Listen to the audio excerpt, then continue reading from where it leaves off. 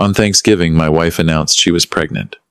She raised her glass to new beginnings and loyal friendship, staring right at my brother-in-law. She froze when I lifted my own glass and said, "Actually, I'm infertile." I never thought my life would crumble over a glass of wine on Thanksgiving Day.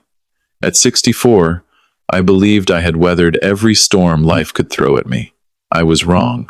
The dining room felt unusually tense that Thursday afternoon. Margaret had been acting strange all week, humming under her breath, touching her stomach absent-mindedly, exchanging glances with my brother-in-law Derek whenever she thought I wasn't looking. But I noticed everything. After 4 decades in business, you learn to read people. The turkey sat golden brown at the center of our mahogany table. Our usual guests were there, Derek and his wife Linda, my sister Patricia, Margaret's elderly mother, who always found something to complain about. The conversation flowed predictably until Margaret stood up, her wine glass trembling slightly in her manicured fingers. "I have an announcement," she said. The room went silent. "I'm pregnant," Patricia gasped. Linda's eyebrows shot up. Margaret's mother just stared. But it was Derek's reaction that made my blood run cold. He wasn't surprised. His face held the careful expression of someone trying to look shocked while failing miserably. His eyes met Margaret's for just a moment too long, and something passed between them that made my stomach lurch. "To new beginnings," Derek said, raising his glass. "To new beginnings," Margaret echoed, her eyes never leaving his face, "and loyal friendship." The way she said it, the way she looked at him, it was like a punch to my gut. I stood up slowly. Every eye turned to me. "Before we toast," I said, my voice steady, "I have something to share too." Margaret went pale. Derek's smile faltered. I picked up my wine glass and looked directly at my wife. "There's something about this pregnancy that doesn't quite add up. I've been infertile for the past 15 years. I had a vasectomy after my doctor told me another pregnancy could be dangerous for Margaret's health. I never told anyone because I wanted to protect her privacy." The silence that followed was deafening.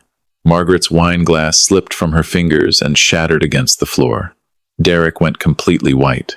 And Margaret's mother, for the first time in years, looked at me with something that resembled respect. The week that followed passed in tense silence. Margaret slept in the guest room, claiming she needed time to process my accusation. But I was done waiting. I spent those days replaying the last 6 months. The clues were everywhere, glaring at me with painful obviousness. It had started in May. Margaret began volunteering at the community center, claiming she wanted to feel useful now that we were empty nesters. She'd leave every Tuesday and Thursday evening, returning home flushed and energetic in a way I hadn't seen in years. Around the same time, Derek started showing up at our house more frequently, always on Wednesday afternoons when I was supposedly at my accounting office. Then the phone calls, always whispered, always ending abruptly when I entered the room. The new wardrobe, bright colors, form-fitting dresses, expensive lingerie I discovered doing laundry. We hadn't been intimate in months, yet she looked more radiant than she had in years. One Tuesday, I drove past the community center during her supposed volunteer session. The parking lot was empty. The building was dark. That evening, I went through her phone while she was in the garden. Most of her messages with Derek had been deleted, but fragments remained. "Can't wait to see you later. He's working late again. Perfect. Same place." They had a place. A routine. This wasn't weakness or a recent mistake. This was organized, ongoing, deliberate. The confrontation came on a cold December morning. Margaret was making coffee when I walked in with a manila folder in my hand. "We need to talk," I said. "About what?" "About where you really spend your Tuesday and Thursday evenings." Her hands trembled slightly. "Benjamin, I know how this looks, but I hired a private investigator, Margaret. I have photographs, hotel records, credit card receipts. I know about the Riverside Inn. I know you've been meeting Derek there twice a week for the past 8 months.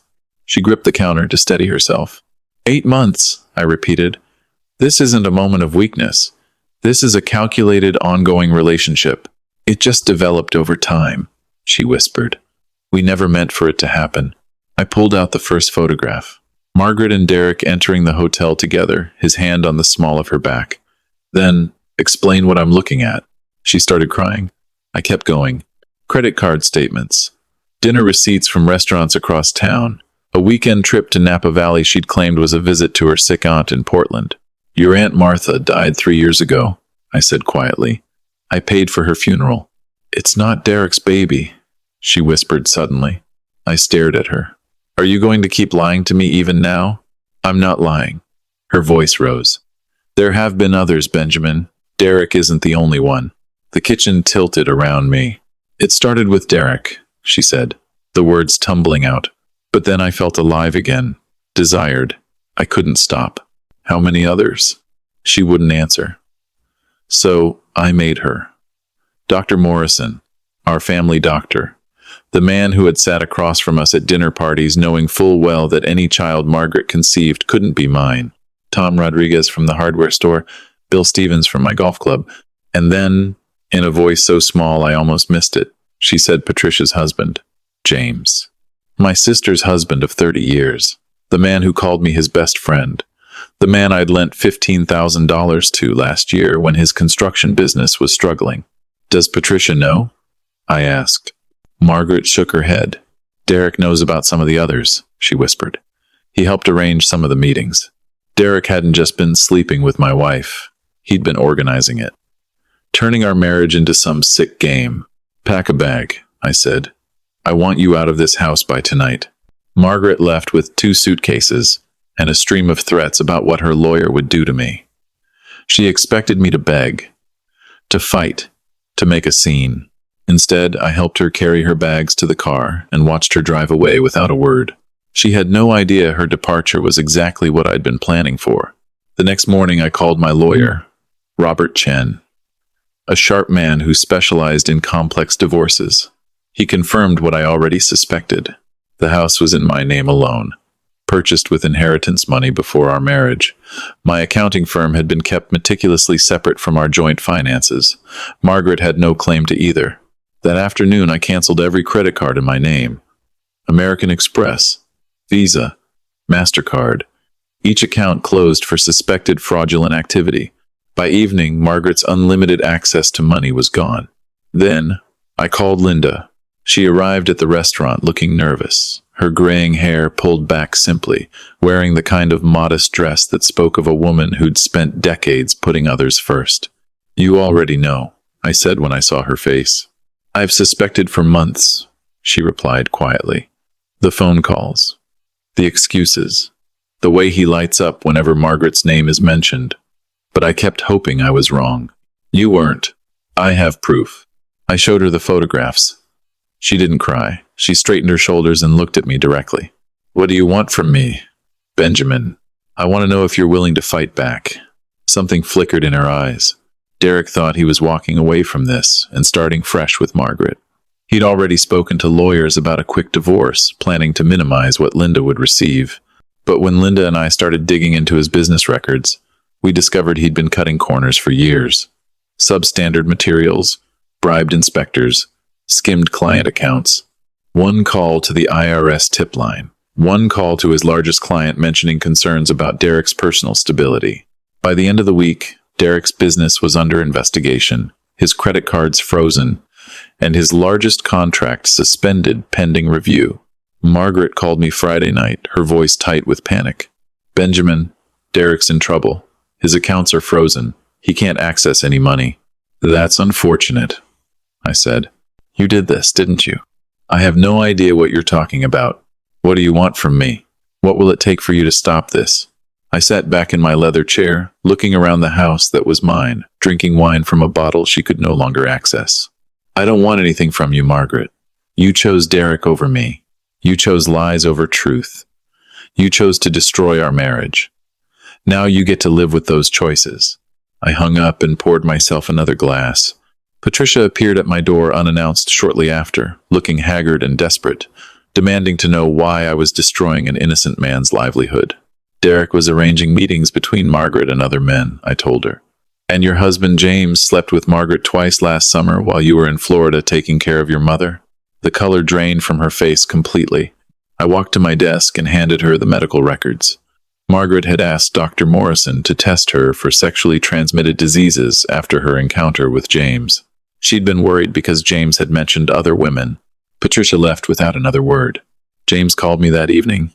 I gave him simple terms. Repay the $15,000 by the end of the month, or everyone at his construction company would learn exactly what kind of man their boss really was. The money arrived within 3 months. By February, every domino had fallen.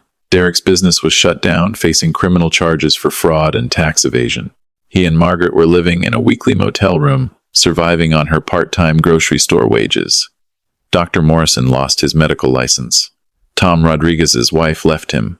Bill Stevens was quietly asked to leave the country club where I held significant influence as a longtime member and major donor.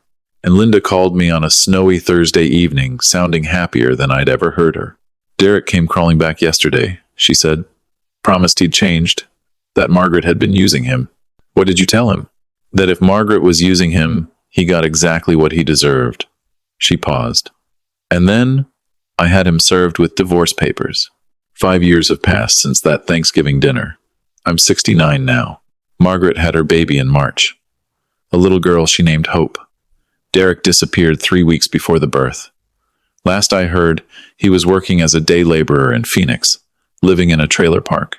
Margaret never found out who the father was. None of the men stepped forward, and she couldn't afford the DNA testing. She's been raising Hope alone, working multiple minimum wage jobs to survive. I know this not because I kept tabs on her, but because our town is small and news travels whether you want it to or not. I felt no satisfaction in her struggles. I stopped caring about Margaret's fate the day I threw her photograph into the fire. What surprised me was how much I enjoyed my solitude. For 40 years, I had defined myself as half of a couple. Living alone felt strange at first, but gradually I discovered the profound peace that comes from answering only to yourself. I sold my accounting firm to my junior partner, learned to make pasta from scratch, traveled through Ireland on foot, visited battlefields and national parks, moving at my own pace. The loneliness I'd expected never came. Instead, something better arrived. Contentment. Linda and I became genuine friends. She took Derek's share of the construction business and made it more successful than it had ever been under his leadership. We have dinner once a month. 2 people who were betrayed by the same man, and who chose to build better lives from the wreckage. 3 years ago, I met Eleanor at the public library where I volunteered to help seniors with their taxes. She was 71, a retired teacher whose husband had died of cancer. She wasn't looking for someone to take care of her. She'd raised 3 children, owned her home outright, had a pension that covered her needs. What she offered was companionship, honesty, and the kind of mutual respect I'd forgotten was possible between 2 people. We took our time. No rush, no pressure, no games. 18 months in, we decided to move in together, not because either of us needed rescuing, but because we genuinely enjoyed each other's company. Eleanor knew the whole story of Margaret from early on. When I finished telling her, she simply said, "Some people don't know how to appreciate what they have until it's gone. That's their loss." She was right. It was Margaret's loss, not mine. Last month, Patricia called for the first time in 3 years. She'd remarried a decent man and wanted me at their reception. I accepted, curious to see how our family had shifted. Margaret wasn't there. She'd burned too many bridges. James avoided me at the reception, which was probably wise. As I watched Patricia dance with her new husband, something settled clearly inside me. I'd won. Not because Margaret and Derek had suffered consequences, but because I'd refused to let their betrayal define the rest of my life. Eleanor and I have plans to visit Scotland next spring. I'm learning chess at the community center. I've started writing a memoir, not about the betrayal, but about the unexpected gift of starting over at 64. The man I was at 45 would have demanded counseling, second chances, promises to do better. But the man I became at 69 understands something that younger version never could. Some betrayals are too fundamental to forgive. And some people simply aren't worth the effort it takes to rebuild trust. As Eleanor and I sat on the porch that evening after Patricia's reception, watching the sunset paint the sky gold and purple, she asked me quietly, "Any regrets?" I thought about the road that had led me here. The betrayal, the discovery, the careful, methodical dismantling of a life built on lies. The quiet years that followed. The unexpected grace of meeting someone who valued honesty as much as I did. None, I said, and I meant it completely.